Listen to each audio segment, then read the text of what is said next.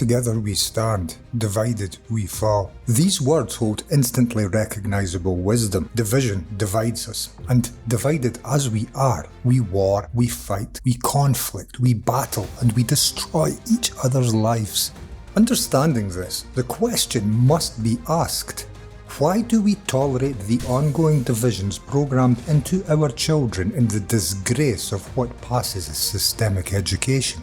Our children are programmed to live dividedly in traditional nations, religions, ideas and beliefs and future pursuits, and to compete, which is a battle of division. Were you aware that our global education system was in part designed by the late John D. Rockefeller, the original global elitist whose interests in money were perhaps only outdone by his interests in himself? And this leads us to the main issue facing us all today: inner, educated, programmed self-interest. This is destroying our world. Davos, the men of wealth in this world, the ultimate successes of this world, the tops of the global classes, the men we watched year after year holding their secretive meetings, granting access to politicians and paying business leaders, have been formulating plans which are now being enacted. Unless you just came out of the jungle, you are somewhat aware of this. What motivates these men? Of course, self-interest. What has motivated every war which has ever raged across this world? The self-interest of those in power. Hundreds of millions have died on the crosses of others' self-interest. America is being pulled down to the ground today. This will be someone's self-interest. The collapse of Sri Lanka, self-interest. Billionaires and royalty owning a dozen palaces and mansions, lecturing the world on how to become more self-sufficient while traversing the globe ever on private jets? Self-interest. Self-interest makes one a hypocrite. 36 trillion in tax havens and children dying every 5 seconds from starvation. Self-interest. Corrupt politicians. Self-interest. Self-interest, in its nature, of course, is divisive. Its only concern is self. It denies others. And what is this self exactly we are so interested in? This talking, garbled, never-ceasing movement of words and images within the human psyche. This is the human self we are all so apparently interested within. This is what divides us, me before you, and in constant division as we are, we will surely come to fall, as we have ever done, over and over before. We have never learned the dangers of self-interest. We understand we fall dividedly, and we seek to live dividedly in educated self-interest. We teach every child this rot in school. Get to the top, be self-interested, and it is killing us. Self-interest is destructive to life. Every politician, self-interested. Every businessman, every religion, every elitist, every banker, every media mogul, every investment corporation, every pharmaceutical company, every member of the royal family, every doctor, lawyer, priest, cleaner, taxi driver, bartender. Every human being has been deeply trained from youth by this stinking, rotting, traditional and traditionally corrupted society to be self-interested. And self-interest is what divides us all. Self-interest is the Great Reset. Self-interest runs our world and our lives. Might human intelligence not be a better chauffeur? Together we stand, divided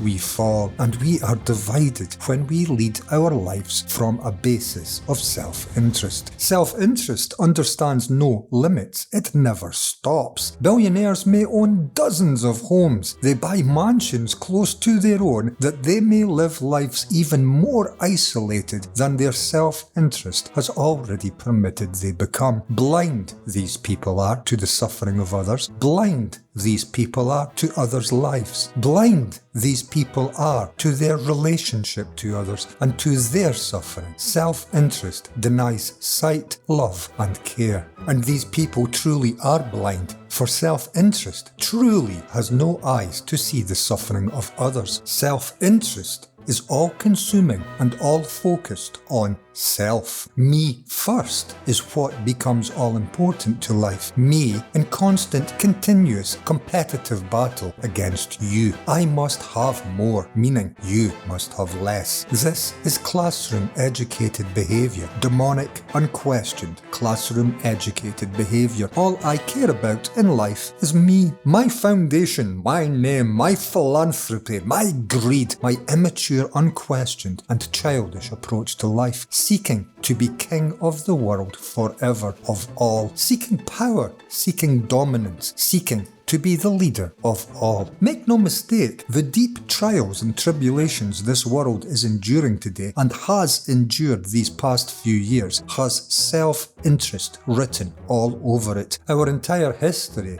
is stained blood red in the pursuits of human self-interest. The richest in this world today, the Davos Brigade, are the very most self-interested people in this world, for they are the richest. Only the most self-interested among us find their way to such levels of success and power in this totally corrupted world. The most ill-equipped to lead find themselves in positions of leadership, for the most ill-equipped are the most self-interested. Think about this. The most self-interested people are going to save this world? I think not. I think these are the worst possible people for that job. Deeply self-interested people hold little to no care for others, evidenced by 36 trillion in tax havens today as the world burns to the ground from lack. Self-interest is limited to interest in self, and self is always a very small affair. But let's not get too carried away.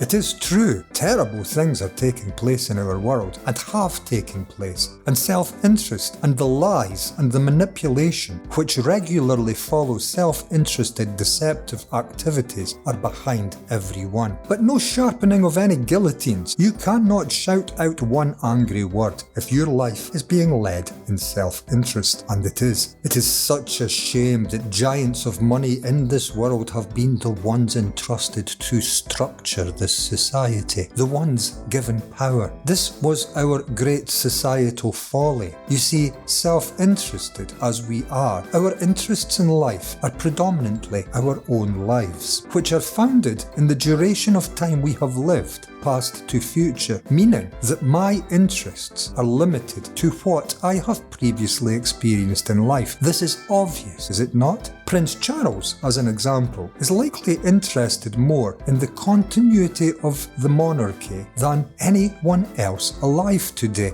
We are all interested in our own backyards. It seems natural. Well, what seems natural is tearing our world to pieces. Self-interest is behind every demonic, despicable act humanity has ever involved himself within against other groups of humanity. Today is no different. The self-interested ideology these people of wealth have invented and are forcefully employing onto the world is of ultimate greater consideration and concern to them than the lives of other human beings they are negatively affecting. Evident. This is where self-interest leads to a total enveloping of one's life in the importance of what one is, the importance of one's own past, of one's own ideology, one's own historical traditional heritage, and the importance of one's self-image, and a total ignoring and uncaring for the lives of others. A total absence of love or compassion or empathy in life. You see this movement clearly in the lives of poorly named elitists. But do you see it in your own life? It is a program which runs within the brain cells of most everyone human. And although it has been painted as an admirable quality to make something more of one's life continuously, it is the very devil himself. It turns our attention away from each other and focuses it in deep selfishness. Can you imagine a world which taught each child that their lives were not that important, but that all other lives were? Can you imagine an education which focused students' lives on the helping and on success, but not for themselves, the success of others? A classroom where help and cooperation were the rule of the day before any brutal enforced competition, and being educated educated that the value of life is self-seeking and the highest position attainable, we would be living in a different world. For if my life focused on my concern for everyone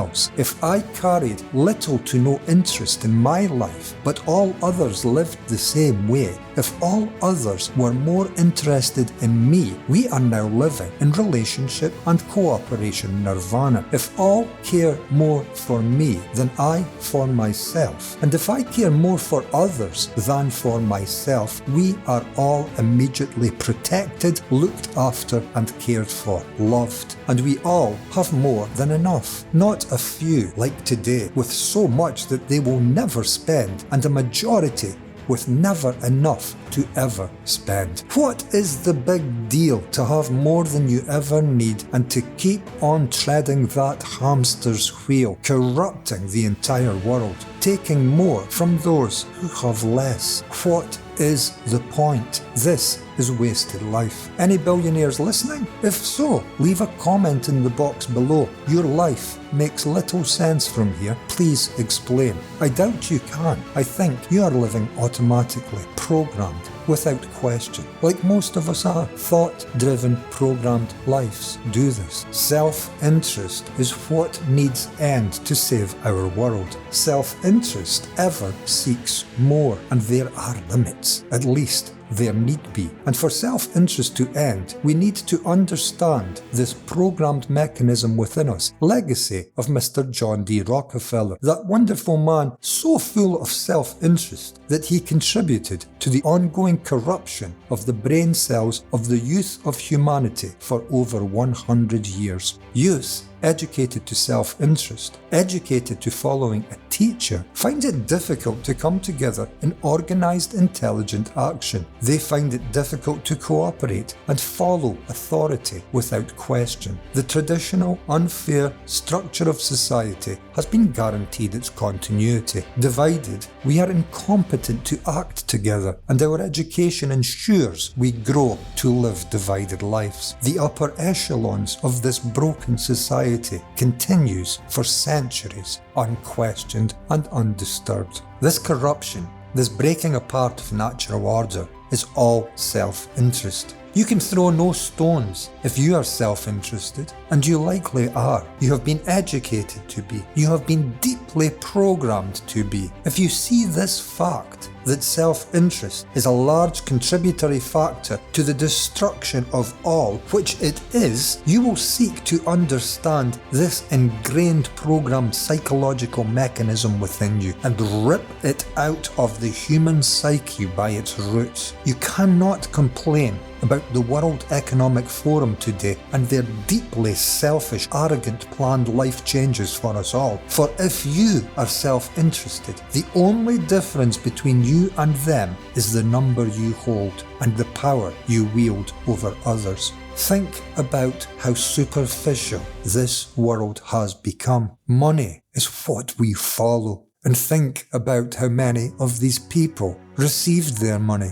standing on the lives of others. And humanity, because we live this way, has lost all of its intelligence. How can we live intelligently under such a system as today's chaotic world, led, run and managed by self-interest? The same destructive energies run your life if you are self-interested. You want a good world, you need a world populated by people who have little to no interest in themselves, and so lots of interest naturally in everything else. Because it is interest in all other things which allows for all other things to live and flower and grow in beauty, peace, love and joy. Self-interest is limited to self. That talking voice inside is claiming it all. To be given more than what is required, to take ultimate power and control, self-interest. It is interest in ourselves which destroys all of our life possibilities. Life